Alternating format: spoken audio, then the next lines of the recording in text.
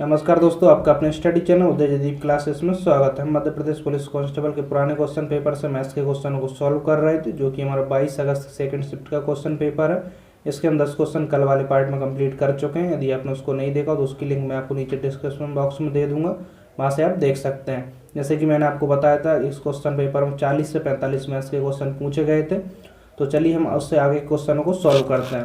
Question number 11 देखिए, 3 क्रमागत संख्याओं का औसत 27 है। नए औसत को ज्ञात करें जबकि सभी तीनों संख्या प्रत्येक 3 से कम हो। यानी कि 3 क्रमागत संख्याओं का औसत कितना दिया है? 27 दिया है। हमें नए औसत ज्ञात करना है जबकि तीनों संख्या कैसे हैं? एक दूसरे से 3 कम है, यानी प्रत्येक संख्या 3 कम है एक दूसरे से। पहले हम 3 क्रमागत संख्या मानते हैं। देखिए 3 क्रमागत संख्या, पहली x मान लेते हैं, दूसरी x+1 और तीसरी x+2। हमने क्रमागत संख्या मान ली। अब देखिए तीनों का औसत कितना है? 27। यानी कि औसत कैसे निकालते हैं? कुल योग बटे संख्या, यानी कि कितनी संख्या? 1 2 3 संख्या, कुल योग बटे संख्या इक्वल औसत। तो यहाँ से देखिए हमारे संख्या आ जाएंगी। देखिए x और x, टोटल कितने x हैं? 3x प्लस 2 और 1 3, 3 से क्रॉस मल्टीप्लाई होगा 27 में। तो देखिए 30 7 है, 21 आता ही 2, 3 दूनी 6 और 2 कितने हो जाएंगे? 8, 81। 3x इक्वल कितना हो जाएगा? 3 उस साइड जाएंगे, 81 से -1 कितना बचेगा? 78। अब देखिए x की वैल्यू यहाँ से कितनी हो जाएगी? 3 से इसमें भाग लग जाएगा, 3 दूनी 6, 1 बचा 18, 5 5 3 18, यानी x की वैल्यू हमारे पास कितनी आ गई? 26। पहली संख्या x मानी थी, दूसरी x+1 और तीसरी x+2, यानी कि पहली 26 है तो दूसरी कितनी होगी? एक ऐड कर देंगे, दूसरी होगी 27, दूसरी 27 और तीसरी कितनी होगी? इसमें 2 जोड़ दो तो कितना आ जाएगा? 28। तो 26, 27 और 28 वो हमारी 3 क्रमागत संख्याएं होंगी।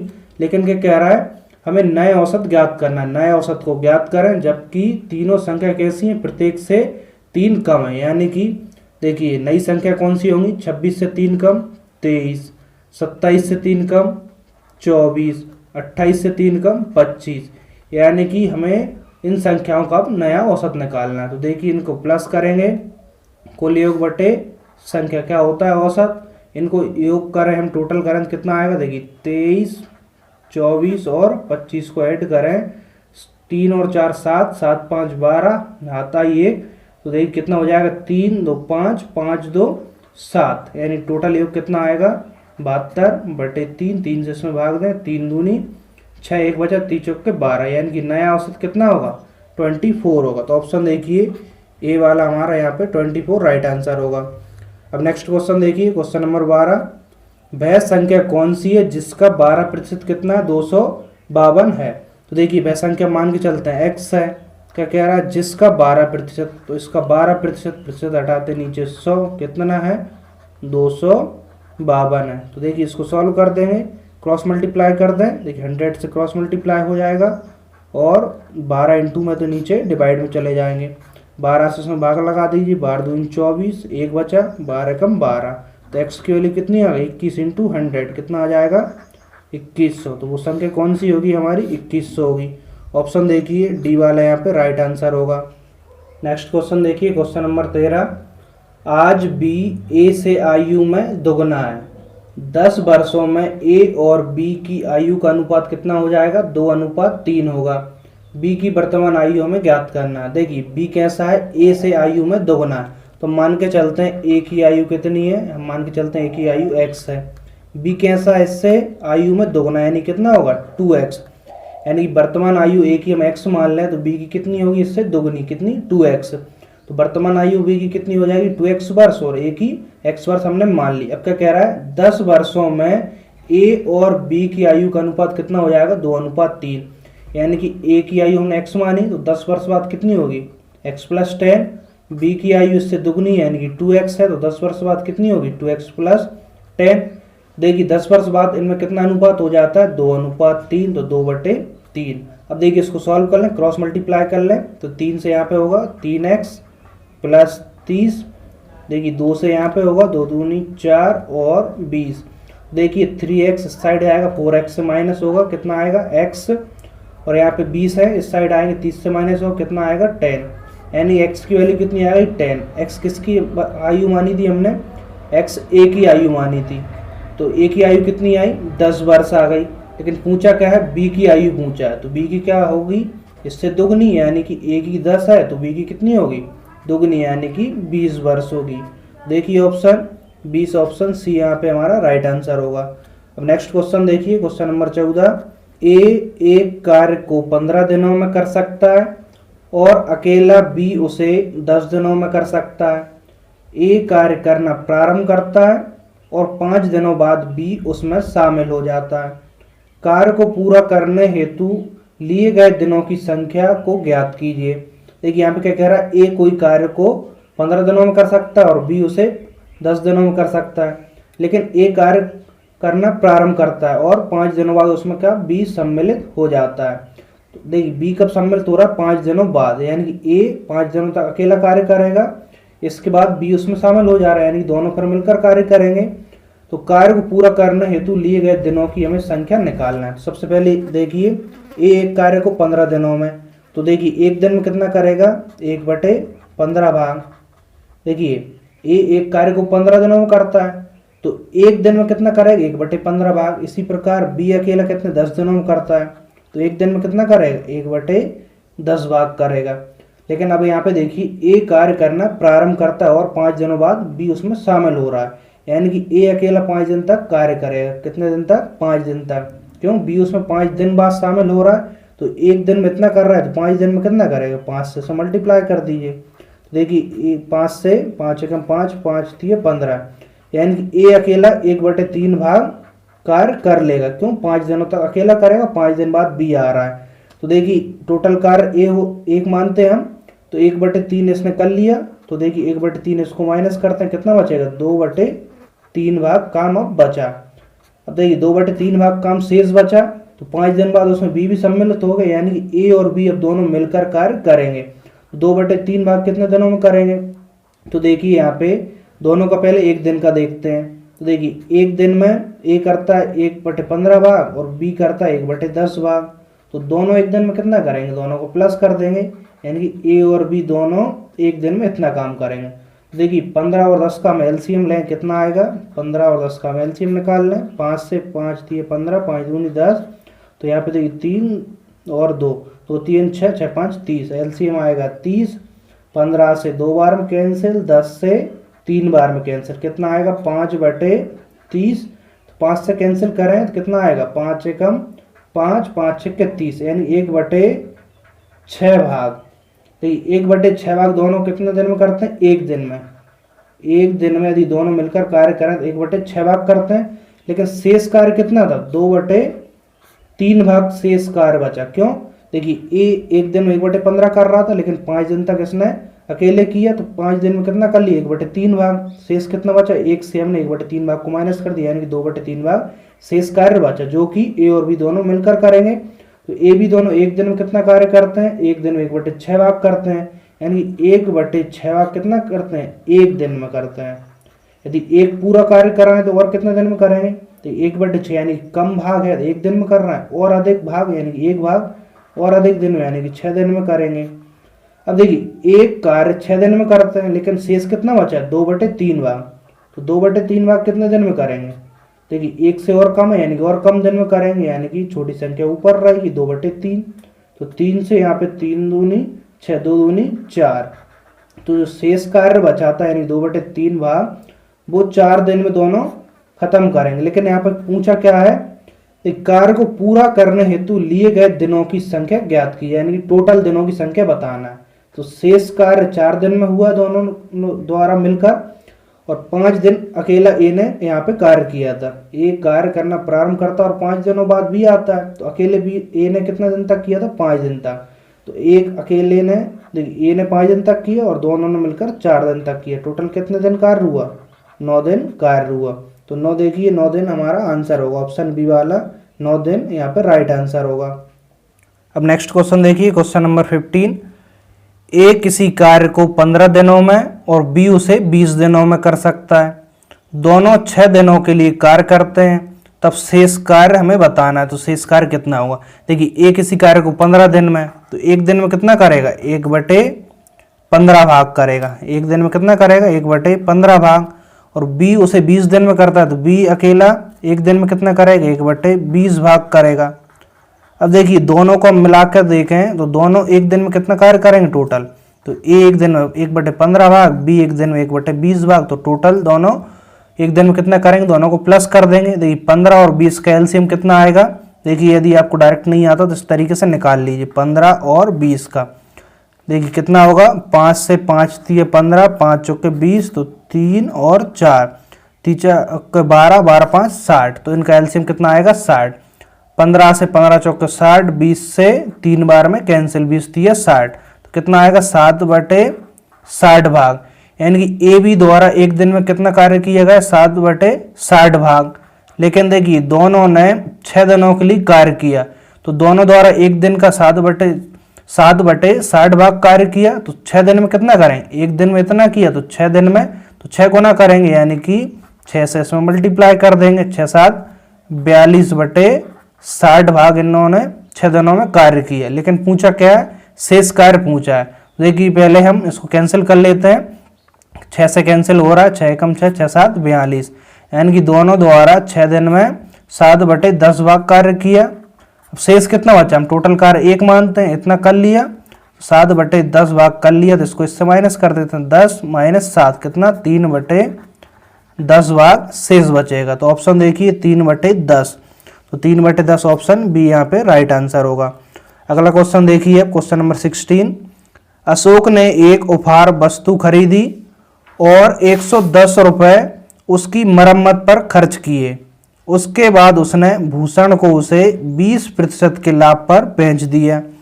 भूषण ने उसे चरण को 10% की हानि पर बेच दिया और चरण ने उसी को 10% के लाभ पर 1188 रुपये में बेच दिया। अशोक ने उस वस्तु के लिए कितना भुगतान किया। देखिए इस टाइप के क्वेश्चन हम कैसे सॉल्व करते हैं, हम इसको आगे से भी सॉल्व करना स्टार्ट कर सकते हैं, लेकिन हम पीछे से सॉल्व करना स्टार्ट करते हैं, पीछे से थोड़ा कैलकुलेशन इजी हो जाता है। तो देखिए यहाँ पे चरण ने उसी को 10% के लाभ पर 1188 रुपये में बेच दिया, यानी कि चरण का हम विक्रय मूल्य देखें तो कितना है। देखिए चरण का सबसे पहले हम विक्रय मूल्य देखें तो कितना है, 1188, इतने में बेचा 1188 चरण का विक्रय मूल्य। और लाभ देखें तो कितना है इसका 10%। देखिए चरण का विक्रय मूल्य मालूम है हमें, लाभ प्रतिशत मालूम है, तो चरण का हम क्रय मूल्य निकाल लेंगे। देखिए जब भी हम विक्रय मूल्य और लाभ या हानि मालूम तो हम क्रय मूल्य निकाल लेते हैं। कैसे निकालेंगे, विक्रय मूल्य कितना 1188 इंटू 100/100 प्लस लाभ प्रतिशत, यदि हानि होती है तो माइनस कर देते हैं। तो देखिए इसको सॉल्व करेंगे, देखिए 100 और 10 कितने हो जाएंगे, 110, तो 1000, देखिए 1188 इंटू 100/110, 1 0 से 1 0 कैंसिल, 11 से कैंसिल करें, 11 कम 11 भाग नहीं जाने 0, 88 11 8 88, तो ये कितना आ जाए क्रय मूल्य 1080 रुपये, यानी कि चरण का क्रय मूल्य कितना आ गया 1080। देखिए चरण ने जितने का खरीदा तो उसे किसी ने बेचा होगा, तो इसे किसने बेचा, भूषण ने उसे चरण को 10% की हानि पर बेचा, यानी कि चरण ने जितने का खरीदा उसने भूषण से खरीदा, तो भूषण का विक्रय मूल्य होगा, जितना चरण का क्रय मूल्य है वो भूषण का क्या होगा, विक्रय मूल्य। तो भूषण का विक्रय मूल्य कितना होगा, भूषण का विक्रय मूल्य देखें हम तो 1080 रुपये, क्यों 1080 रुपये में चरण ने खरीदा, यानी कि इसका क्रय मूल्य और इसका विक्रय मूल्य बराबर दोनों होंगे। देखिए चरण का जितना क्रय मूल्य होगा, यानी चरण ने जितने खरीदा भूषण ने उतने का ही तो बेचा होगा, तो भूषण का विक्रय मूल्य कितना हुआ 1080। और देखिए इसने क्या करा, चरण को 10% की हानि पर, यानी इसका हानि कितना है 10%, तो हम इसका क्रय मूल्य निकाल लेंगे भूषण का। देखिए भूषण का क्रय मूल्य क्या होगा, देखिए विक्रय मूल्य इंटू 100 हानि है तो 100 माइनस हानि। देखिए 100 माइनस हानि कितना होगा, मैं यहीं पे लिख देता हूँ 90। तो देखिए 0 से 0 कैंसिल, 9 से 9 कम 9, 1 बचा 18, 9 दूनी 18, तो यहाँ पे क्रय मूल्य कितना आ जाएगा 1200 रुपये। देखिए भूषण का क्या आया क्रय मूल्य कितना 1200 रुपये। देखिए भूषण का क्रय मूल्य यानी कि भूषण को भी किसी ने बेचा होगा, देखिए भूषण को किसने बेचा, उसके बाद उसने भूषण को 20% के लाभ पर बेच दिए, किसने बेचा है, अशोक ने बेचा है। तो देखिए अशोक का विक्रय मूल्य होगा 1200, भूषण ने जितने का खरीदा उसे किसने बेचा है, अशोक ने बेचा है, कितने में बेचा है 1200 में, क्योंकि इसने इतने में ही खरीदा, इसका क्रय मूल्य अशोक के क्या होगा, विक्रय मूल्य के बराबर होगा। तो अशोक का विक्रय मूल्य देखें कितना होगा, 1200 रुपये, और उसने क्या करा है, 20% लाभ कमाया, यानी कि लाभ कितना है अशोक का, 20%। देखिए विक्रय मूल्य लाभ है तो उसका क्रय मूल्य निकाल लेंगे हम। तो क्रय मूल्य इक्वल क्या होता है, विक्रय मूल्य इंटू 100/100 प्लस लाभ प्रतिशत, कितना हो जाएगा 120। 0 से 0, 12 से 12 कैंसिल, 10, 10 इंटू 100 कितना आएगा, 1000 रुपये। देखिए अशोक का क्रय मूल्य आ गया कितना, 1000 रुपये।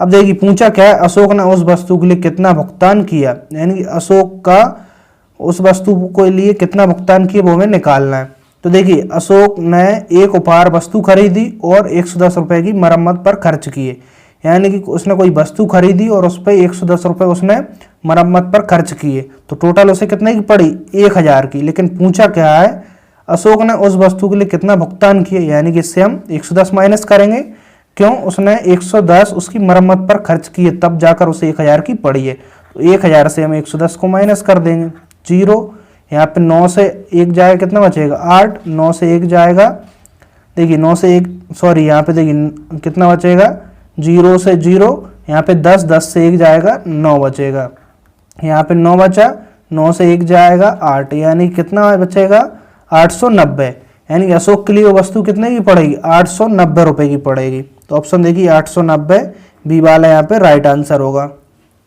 चलिए हम नेक्स्ट क्वेश्चन देखते हैं, क्वेश्चन नंबर 17। एक नाव धारा की विपरीत दिशा में 14 किलोमीटर प्रति घंटा की चाल से और धारा की दिशा में 22 किलोमीटर प्रति घंटा की चाल से यात्रा करती है। धारा की चाल हमें निकालना है। देखिए एक नाव है, धारा की विपरीत दिशा में जा रही है, तो कितना 14 किलोमीटर प्रति घंटा की चाल से जाती है। यदि धारा की दिशा में जाती है तब 22 किलोमीटर प्रति घंटा की चाल से जाती है। तो हमें धारा की चाल निकालना है। मान के चलते हैं शांत जल में नाव की चाल मानते हैं, देखिए शांत जल में नाव की चाल मान लेते हैं हम x किलोमीटर प्रति घंटा और धारा की चाल मान लेते हैं हम y किलोमीटर प्रति घंटा। अब देखिए यहाँ पे इसको, जब भी नाव धारा के विपरीत दिशा में जाएगी तो देखिए क्या होगा, धारा नाव का विरोध करेगी, यानी कि इनकी क्या होगी, चाल कम होगी, यानी x माइनस वाई। जब नाव धारा की कब जा रही हो, विपरीत दिशा में जा रही हो, तो x माइनस वाई क्या होगी, 10 किलोमीटर प्रति घंटा होगी, तो यानी कि इनकी चाल माइनस हो जाएगी। तो हम नाव की चाल से धारा की चाल को माइनस कर देंगे, तो x माइनस वाई बराबर कितना हो जाएगा, 14 किलोमीटर प्रति घंटा। अब देखिए आगे कह रहा है, और धारा की दिशा में 22 किलोमीटर प्रति घंटा की चाल से यात्रा करती है, यानी कि जिस दिशा में धारा है उसी दिशा में नाव जाएगी, तो धारा नाव की सहायता करेगी, यानी कि स्पीड बढ़ जाएगी, तो प्लस कर देंगे दोनों की स्पीड को, तो कितनी हो रही है वो 22 किलोमीटर प्रति घंटा। तो ये दो इक्वेशन बन गई यहाँ से, पहली और दूसरी, इनको सॉल्व कर लेंगे हम, तो हमारे पास धारा की चाल आ जाएगी। तो देखिए दोनों को जोड़ेंगे तो y से y कैंसिल हो जाएगा, 2x इक्वल कितना हो जाएगा यहाँ पे 6 और 1 और 2 3, तो x की वैल्यू यहाँ से कितनी आ जाएगी, तो ये 2 से 36 में भाग लगाएंगे, 2 एकम 2, 2 8 16, तो x इक्वल कितना आ गया 18। देखिए x क्या है, नाव की चाल, यदि नाव की चाल पूछी होती तो कितनी आ जाती, 18 किलोमीटर प्रति घंटा, लेकिन यहाँ पे धारा की चाल पूछी है, तो धारा की हमने 22 किलोमीटर प्रति घंटा मानी है। तो देखिए x की वैल्यू इन दोनों किसी में भी रख दें, पहले में रखेंगे, देखिए x किसी में भी रख सकते हो आप, इसमें रखेंगे तो 18, देखिए y उस साइड ले जाएंगे, 14 के साइड लाएंगे, तो देखिए क्या आएगा y की वैल्यू, y उस साइड आएगी प्लस हो जाएगी, तो 14 इस साइड आएंगे, यानी कि 18 से माइनस हो जाएंगे, कितना बचेगा 18 माइनस 14, यानी कि 4 किलोमीटर प्रति घंटा। तो देखिए y की चाल आ गई हमारे पास, तो y क्या माना हमने, धारा की चाल, तो धारा की चाल पूछी यहाँ पे, वो कितनी होगी 4 किलोमीटर प्रति घंटा। तो ऑप्शन देखिए यहाँ पे ए 4 किलोमीटर प्रति घंटा हमारा राइट आंसर होगा। अगला क्वेश्चन देखिए, क्वेश्चन नंबर 18, यदि समबाहु त्रिकोण की भुजाओं में 20% की वृद्धि हो जाती है तो त्रिकोण के क्षेत्रफल का कितना प्रतिशत बढ़ेगा। देखिए समबाहु त्रिकोण या समबाहु त्रिभुज दोनों बात एक ही है। देखिए समबाहु त्रिभुज की भुजाओं में क्या हो रहा है, 20% की वृद्धि हो जाती है, तो हमें बताना है कि त्रिकोण के क्षेत्रफल का कितना प्रतिशत बढ़ जाता है। तो देखिए सबसे पहले मैं आपको बताता हूँ समबाहु त्रिकोण या समबाहु त्रिभुज क्या होता है, जिसकी सभी भुजाएं समान हो। यहाँ पे समबाहु त्रिकोण की बात कर रहे हैं, यानी कि सभी कोण कैसे समान, जिसके सभी कोण समान होते हैं वो कौन सा होता है, समबाहु त्रिभुज। तो क्या कह रहा है, इसकी भुजाओं में 20% की वृद्धि हो जाती है तो त्रिकोण के क्षेत्रफल का कितना प्रतिशत बढ़ेगा। सबसे पहले हम मान के चलते हैं इसकी भुजा ए है। देखिए जब इसकी भुजा ए होगी तब इसका क्षेत्रफल कितना होगा, √3/4 इंटू ए स्क्वायर। इसका ये फॉर्मूला ही होता है समबाहु त्रिभुज का क्षेत्रफल का, √3/4 ए स्क्वायर। जब इसकी भुजा ए होगी तब इसका क्षेत्रफल इतना होगा। अब क्या कह रहा है, इसकी भुजा में 20% की वृद्धि हो जाती है, यानी ए में हम 20% की वृद्धि करते हैं, 100 + 20 यानी 120/100। 0 से 0 कैंसिल, 2 से 2 5 और 2 6 12, यानी कितनी आ गई नई भुजा, 6a/5। जब भुजा में 20% की वृद्धि हो जाती है तो नई भुजा 6a/5 हो गई। तो अब हमें बताना है, तो अब क्षेत्रफल कितना होगा। देखिए पहले भुजा ए थी तो तब क्षेत्रफल इतना था, अब भुजा 6a/5 यानी 20% वृद्धि हो गई। तो अब नया क्षेत्रफल कितना होगा, देखिए यहाँ पे ए की जगह पे इस भुजा को रख देंगे, तो √3/4 ए स्क्वायर यानी कि इसका स्क्वायर, तो 6 6 36 ए स्क्वायर और 5 25 यानी कि नया क्षेत्रफल इतना होगा। अब हमें बताना क्या है, क्षेत्रफल का कितना प्रतिशत बढ़ेगा, यानी कि नया जो क्षेत्रफल आया पुराने क्षेत्रफल का कितना प्रतिशत अधिक होगा। तो देखिए इससे कम है ये, यानी नया वाला अधिक है, तो इससे हम पुराने वाले को माइनस कर देंगे। तो देखिए कितना अधिक है नया वाला, तो देखिए सबसे पहले इससे जो कॉमन है उसको बाहर ले लेते हैं, √3/4 ए स्क्वायर दोनों में कॉमन है। देखिए यहाँ पर कितना बचेगा, 36/25 माइनस, देखिए कॉमन ले लिया √3/4 ए स्क्वायर, यहाँ पर कितना बचा 1। देखिए पहले इसको सॉल्व करते हैं, 36/25, 25 के क्रॉस मल्टीप्लाई होगा और 36 से माइनस होगा। देखिए 36 - 25 हो जाएगा, कितना बचेगा यहाँ पे, 36 से 25 माइनस होगा 11/25, यानी कि √3/4 ए स्क्वायर 11/25, यानी कि नया क्षेत्रफल इतना अधिक है। लेकिन हमें प्रतिशत में बताना है, तो ये प्रतिशत कैसे निकालते हैं, जितना अधिक है कम हो ऊपर लिखते हैं, √3/4 ए स्क्वायर इंटू 11/25। जितना वृद्धि है कमी होती है ऊपर लिखते हैं बटे, या नीचे पुराना क्षेत्रफल, पुराना कितना है √3/4 ए स्क्वायर, प्रतिशत में पूछा इसलिए 100। देखिए यहाँ पे √3/4 ए स्क्वायर कॉमन है, कैंसिल हो गया, बचा कितना यहाँ पे 11/25 इंटू 100, तो 25 चौके 100, 11 इंटू 4 कितना आ जाएगा 44%, यानी कि उसके क्षेत्रफल में कितने प्रतिशत वृद्धि होगी, तो 44% होगी। तो ऑप्शन देखिए यहाँ पे बी यहाँ पे राइट आंसर होगा। तो ठीक है, आज के लिए इतना ही। इससे आगे क्वेश्चन हम अगली क्लास में सॉल्व करते हैं। यदि आपने इससे पहले वाली वीडियोस नहीं देखी तो उसकी लिंक मैं आपको नीचे डिस्क्रिप्शन बॉक्स में दे दूंगा, वहाँ से आप इसकी पहले वाली वीडियोस देख सकते हैं। यदि आपको आज की वीडियो पसंद आई तो वीडियो को लाइक कर दें और इसे अपने दोस्तों के साथ जरूर शेयर करें, और आप चैनल पर न्यू चैनल सब्सक्राइब कर बेल आइकन को भी प्रेस कर दें, इससे कि नेक्स्ट वीडियो नोटिफिकेशन आपको मिलती रहे। तो मिलते हैं नेक्स्ट क्लास में, थैंक यू।